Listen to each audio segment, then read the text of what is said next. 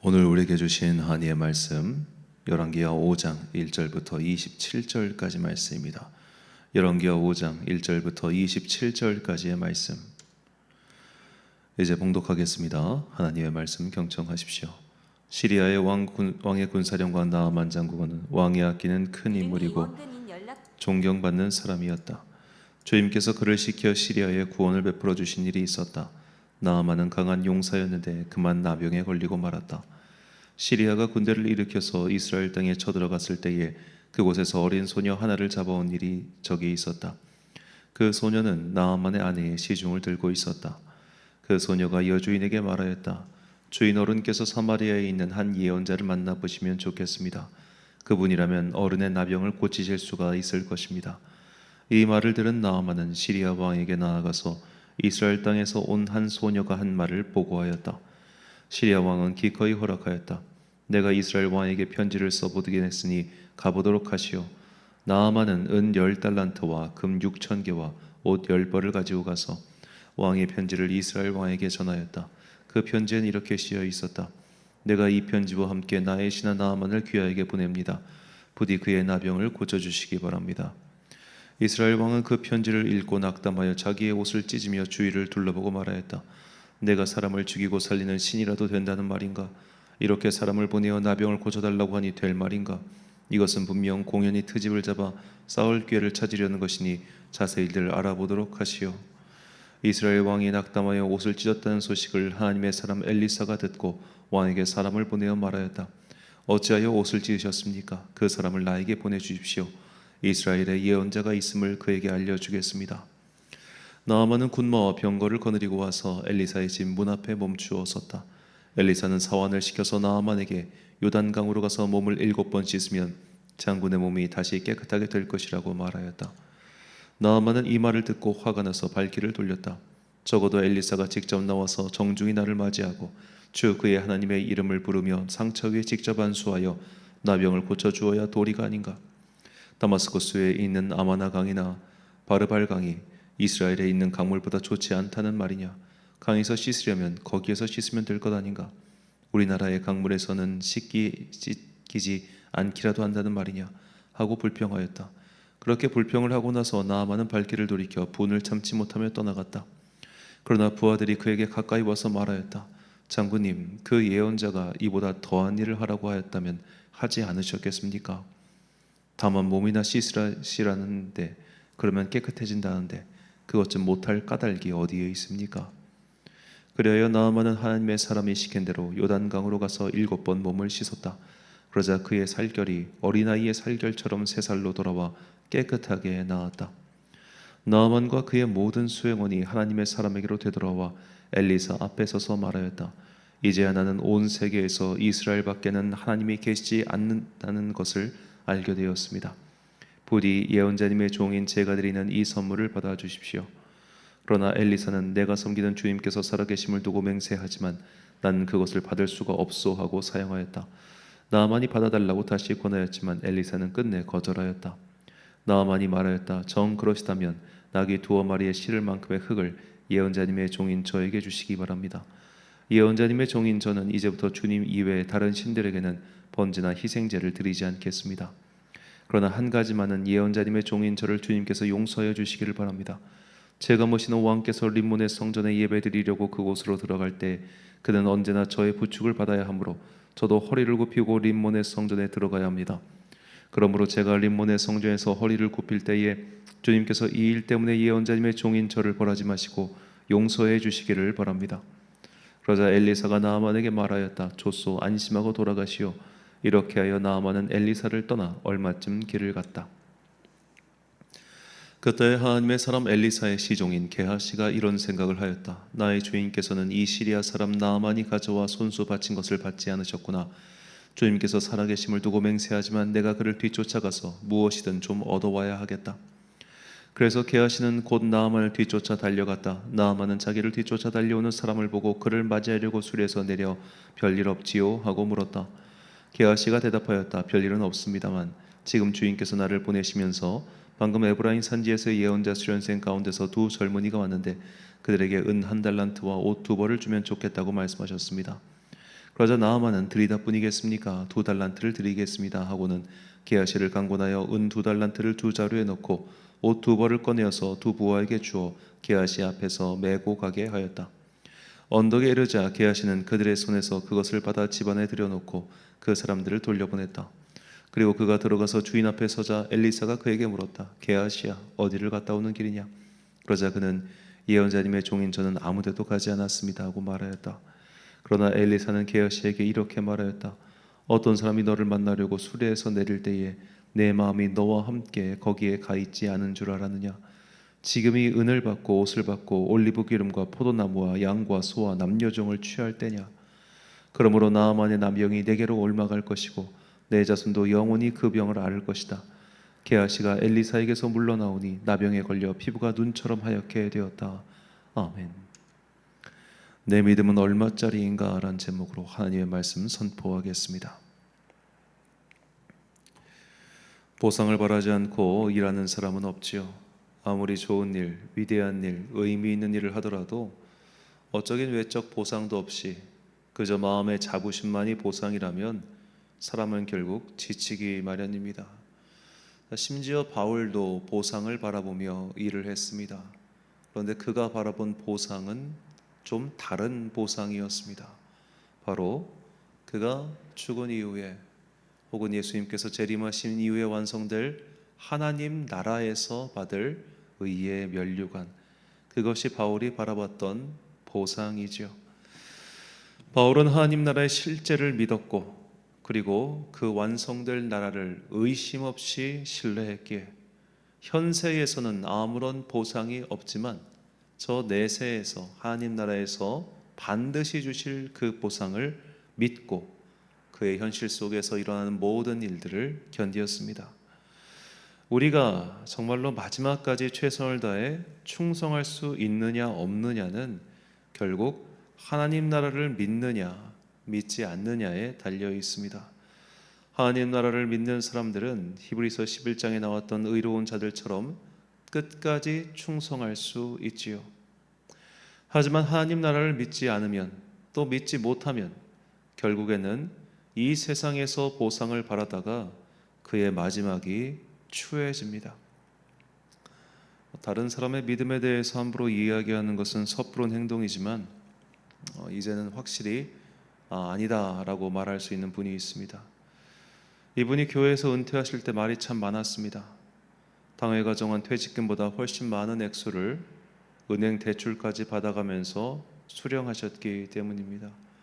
그래도 여기까지 이해할 수 있어요. 워낙 적게 책정을 했고 또 본인이 그동안 수십 년 동안 고생한 것도 많고 그래 거기까지는 그래도 이해할 수 있다 치자. 그런데 이분의 동생이 한국을 떠들썩하게 만들었던 사이비 교주예요. 그분이 현직에 있을 때도 이 동생과의 관계를 정리하지 못했어요. 그래 거기까지도 사람의 정 때문에라고 생각할 수 있는데 마지막에 은퇴를 하고 그리고 내려가서 이제는 거의 돌아가실 나이가 되었는데 그 사이비 교주 단체에서 운영하는 요양병원에 있다는 소식까지 듣고 마지막에 마지막까지 저걸 정리를 못하는구나. 그걸 보며 아니다라는 생각이 들었어요. 왜 이분은 이걸 끊어야지 못했을까요? 세상의 보상 때문입니다. 세상의 보상. 이단의 사입이든 교주든 그가 가지고 있는 그 물력, 어마어마한 건물들, 그런 시설들, 내가 이용할 수 있는 것들, 내 노년에 가난해지기 싫으니까, 내 노년이 비루하기 싫으니까 어떻게든 교회 돈 땡겨 쓰고 이단도 정리 못하고 그렇게 살더군요. 우리가 일순 흔들릴 수 있지만 흔들릴 수 있어요. 하지만 마지막까지 세상 것들을 버리지 못하면 그 끝이 좋을 수가 없습니다. 오늘 본문에 나오는 엘리사의 사환 게하시가 그런 사람이었습니다. 엘리사의 사환 게하시는 정말 오랜 시간 동안 엘리사와 함께 다녔지요. 자, 우리가 어제 읽었던 수넴에서 일어난 일만 살펴봐도 그렇습니다. 자, 그 수넴에서 일어난 사건이 한 장 분량이지만 사실 시간대는 굉장히 긴 시간대예요. 일단은 처음에 만났을 때는 자녀가 없었어요. 1년 뒤에 자녀가 생기겠다고 했어요. 그 자녀가 나름 컸어요. 밖에 나가서 같이 활동할 만큼. 그러니까 최소한 뭐 7, 8살까지는 됐겠죠. 자, 그런데 그 아이가 죽자 다시 와서 그걸 살리는 이야기 아닙니까? 그럼 이 하나의 에피소드 안에 한 8년 가까운 시간이 있는 거예요. 그럼 이 기간 동안 지금 그 게하시는 엘리사와 함께 했습니다. 그리고 우리가 열왕기하 8장에 보면 이 여인이 또다시 등장합니다. 열왕기하 8장 3절과 4절 말씀. 7년이 다음에 여인이 블레셋 사람들의 땅에서 돌아와 자기 집과 전투를 위하여 호소하려 하여 왕에게 나아갔더라. 그때의 왕이 하나님의 사람의 사환 게하시와 서로 말하며 이르되 너는 엘리사가 행한 모든 큰 일을 내게 설명하라 하니. 자, 열왕기하 8장에 보면 이제 하나님께서 이스라엘 땅에 큰 기근을 내리십니다. 엘리사는 이 수넴에 사는 귀부인에게 이 사실을 알리고 블레셋으로 가서 7년 동안 기거하다가 다시 돌아와라라고 이야기를 하죠. 그렇게 그녀가 가족들과 함께 블레셋 땅에 가서 7년 동안 있다가 돌아옵니다.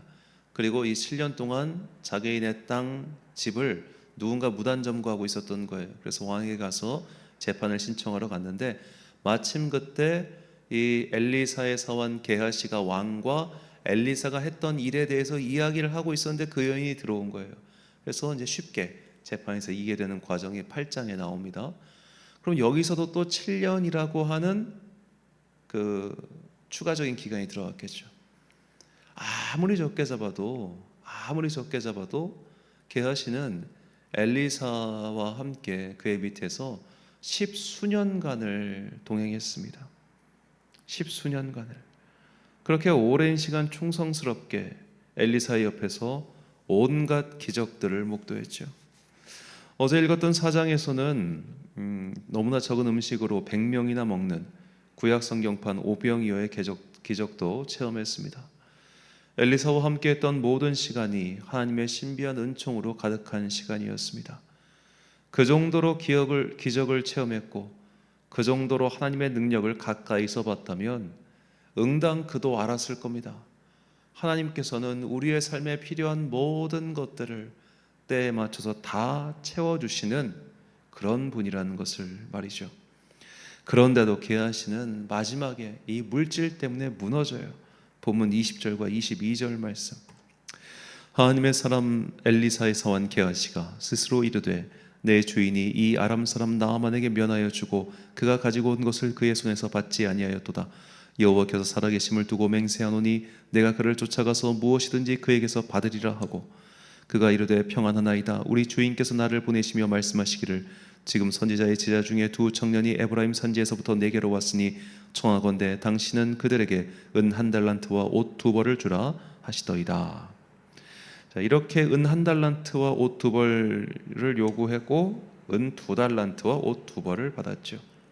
자, 이 당시에 은 2달란트가 어느 정도 가격인지는 우리가 정확히는 알 수 없지만 이 열왕기상 16장을 보면 북이스라엘 왕 오므리가 이 사마리아 산지를 구입할 때 든 비용이 은 2달란트입니다. 그러니까 절대로 적은 비용은 아니었겠죠.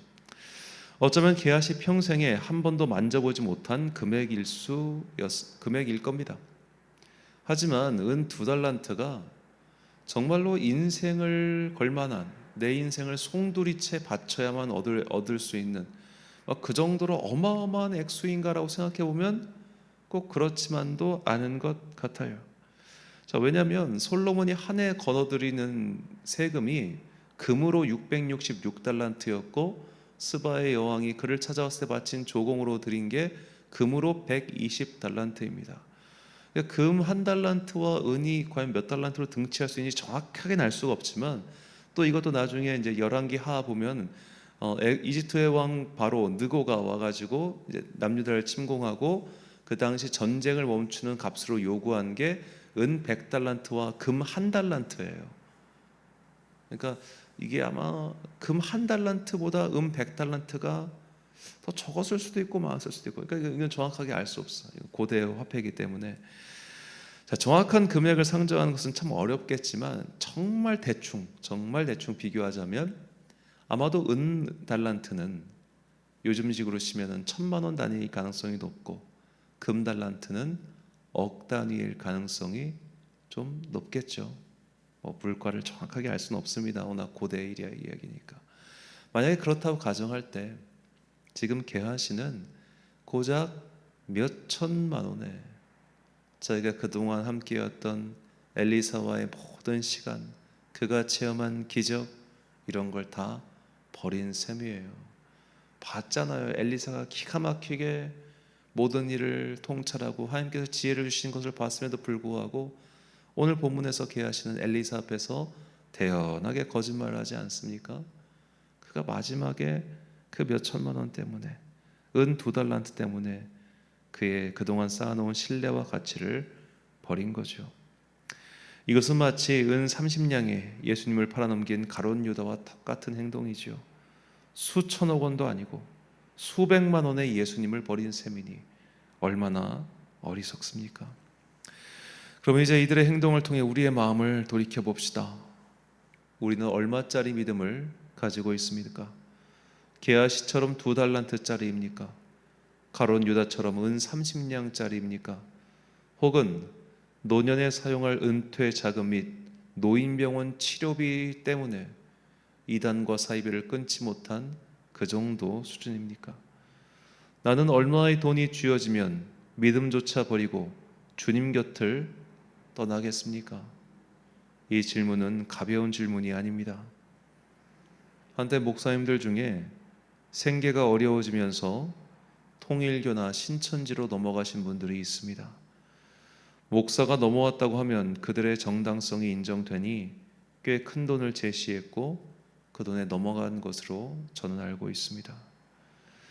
만약 내가 지금 주님께 돈을 달라고 기도하고 있다면, 그리고 그 액수만큼 이단과 사이비 단체 혹은 다른 종교 단체가 찾아와서 내가 그 돈 당신에게 드릴 테니 당신 우리 쪽으로 넘어오세요 라고 하면 넘어가시겠습니까? 정말로 간절히 필요한 돈인데 그것을 그들이 제시한다면 어쩌겠습니까? 그 돈을 사탄과 마귀가 제시한다고 해도 받으시겠습니까? 정말 이게 쉽게 대답하기 어려운 문제입니다. 정말로 간절하게 그만큼이 필요하다면, 그런데 그것을 주는 주체가 하나님이 아니라 다른 것들이라면 우리는 쉽사리 그 유혹을 물리치고 오롯이 하나님의 섭리만을 기다릴 수 있을까요? 그래서 우리의 믿음이 얼마짜리인가, 이거를 꼭 생각해 봐야 합니다. 내 믿음은 얼마짜리인가? 이 질문에 대해 시편 기자는 다음과 같이 고백합니다. 시편 119편 72절과 73절 말씀. 주의 입의 법이 내게는 천천 금은보다 좋으니이다. 주의 손이 나를 만들고 세우셨사오니 내가 깨달아 주의 계명들을 배우게 하소서. 아멘. 시편 기자는 아무리 많은 돈을 준다 하더라도 나는 하나님을 사랑한다고 고백합니다. 그는 돈보다 훨씬 귀한 하나님의 은혜를 경험했기에 이렇게 고백할 수 있었습니다. 내 믿음이 얼마짜리인가 라는 질문은 나는 돈으로 상성할 수 없는 하나님의 은혜를 체험했는가 라는 질문으로 바꿀 수 있습니다. 내가 돈으로 감히 환산할 수 없는 하나님의 은혜를 체험했다면 나는 돈 때문에 더 이상 흔들리지 않는 믿음의 반석 위에 선 주의 자녀로 우뚝 서게 될 것입니다. 사랑하는 천안광성교회 성도 여러분, 그리고 이 새벽을 함께 깨우고 계신 귀한 주님의 자녀 여러분, 돈 앞에서 믿음이 무너지는 사람들 상당히 많습니다. 표면적으로는 교인이지만 실상은 그리스도인이 아닌 사람들이 많습니다. 프로 운동선수가 더 많은 연봉을 주는 팀으로 이적하듯 하나님께 받은 구원조차도 이단 사이비가 주는 돈으로 바꾸는 자들이 진짜 있습니다. 만약 나에게도 그런 돈의 유혹이 온다면 쉬이 뿌리칠 수 있겠습니까? 이것은 자족하는 마음과 더불어 하나님의 은혜와 돌보심에 대한 확신이 있을 때만 가능합니다. 지금도 이 현세에 영혼이 묶인 사람들은 믿음을 돈 같은 것으로 흔들면 흔들립니다. 이런 유혹에 넘어지지 않으려면 큰 은혜와 자족하는 마음이 필요하다는 것 잊지 마십시오. 주님의 율법이 천천 금은보다 좋다고 고백한 시편 기자의 이 고백이 나의 고백이 될 수 있도록 하나님의 은혜를 확실하게 체험하게 해달라고 기도하는 여러분과 제가 되시길 주님의 이름으로 축원합니다. 기도하겠습니다. 사랑과 은혜가 풍성하신 아버지 하나님, 우리는 이 땅을 살아가는 동안 분명히 돈이 필요합니다. 그러나 이런 것들을 채워주시고 필요한 것을 공급해 주시는 분은 오직 하나님뿐이심을 믿습니다. 이 믿음이 허망한 것들에 의해서 흔들리지 아니하도록 항상 스스로의 믿음을 점검하는 지혜로운 주의 자녀 되게 하여 주옵소서. 나는 도대체 얼마를 주면 이 믿음을 버리겠습니까? 나의 믿음은 얼마의 돈에 흔들릴 정도로 약한 믿음입니까? 천천의 은과 만만의 금보다 더 주님을 사랑할 수 있도록 이 시간 각 사람의 심령 가운데 성령의 은혜를 부어 주옵소서. 돈으로 살 수 없는 그 놀라운 은혜, 돈으로 감히 환산할 수 없는 그 놀라운 사랑, 우리가 이것을 깨닫고 평생 동안 물질과 세상의 유혹 등에 흔들리지 않는 믿음의 사람들 되게 하여 주옵소서. 이제 대학 수학능력 시험이 일주일 앞으로 다가왔습니다. 날씨가 점점 추워지고 이제 아이들이 수능을 치를 때가 가까이 왔구나를 느낍니다. 주의 자녀들에게 지혜를 주시고 그들을 위해 기도하는 부모의 애끓는 기도 또한 응답하여 주옵소서. 각 자녀에게 더욱더 큰 은혜 내려주시고 주님께서 그들을 능력의 손에 장중에 붙들어 주옵소서. 오늘 하루도 참 좋으신 우리 주님의 은총과 평강이 주님과 동행하고자 하는 모든 자녀들에게 풍성히 임하기를 간절히 소망하오며 이 모든 말씀 우리 구주 예수 그리스도의 이름으로 기도드립니다. 아멘. 오늘의 기도 제목입니다. 내 믿음은 얼마짜리입니까? 나는 얼마의 돈으로 유혹하면 그 유혹에 넘어갈 것 같습니까? 돈으로 감히 환산할 수 없는 하나님의 은혜를 누리게 해달라고 전심전령으로 기도하십시오. 오늘 주신 기도의 제목 가지고 기도와 묵상의 힘쓰나로 되시길 바랍니다. 기도하겠습니다.